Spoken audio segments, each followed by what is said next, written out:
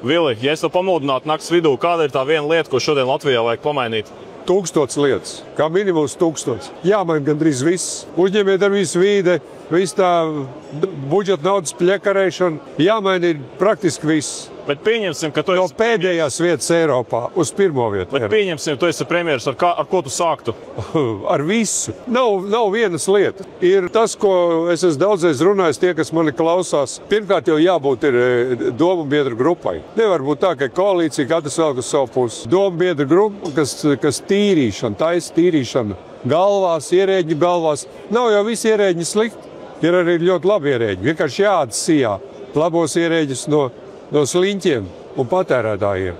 Un jāliek viņiem strādāt. Un tad viss aizies. Jāpagriežās pret tiem, kas pelna, nevis pret tiem, kas tērē. Ko tu vari pateikt tiem cilvēkiem, kuriem tā ticība nedaudz Latvijas nākotnē jau nedaudz noplok? Par mums balsos un ticēs nākotnē cilvēki, kas paši domā.